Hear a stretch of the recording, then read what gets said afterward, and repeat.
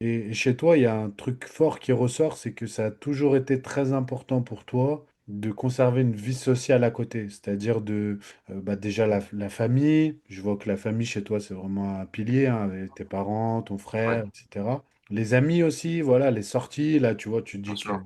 voilà, tu m'as raconté en off avant que tu faisais des soirées de temps en temps, voilà, que tu avais des soirées, tout ça. Donc, je vois que je ressens toujours ce besoin important pour toi d'avoir autre chose quand même à côté que le bodybuilding.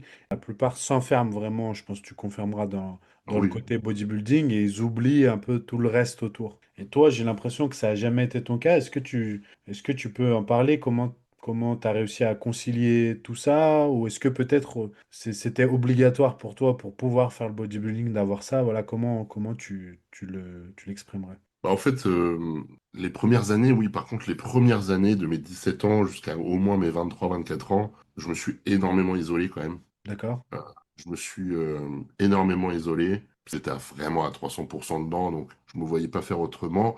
Mais après, cette vision des choses, elle a énormément changé quand j'ai rencontré quelqu'un dans ma vie. Quand j'ai rencontré Alice, et c'est une personne qui m'a beaucoup aidé sur ce plan-là, sur le plan social, etc. À Mais parce comprendre qu'en fait, qu'il te fallait autre chose à côté? bah, comprendre déjà d'une que bah, il y a autre chose dans la vie que le body. Ouais. Il y a aussi la vie à découvrir. Il y a plein de belles choses dans la vie qui sont extraordinaires et qu'on peut découvrir même si on fait du body à côté.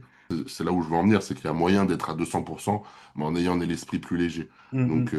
Oui, c'est ça que je voulais te dire tout à l'heure, c'est que voilà, faut arrêter de se stresser le cul pour des petits trucs. Parce qu'en fait, au final, je me suis rendu compte que je me stressais pour énormément de choses.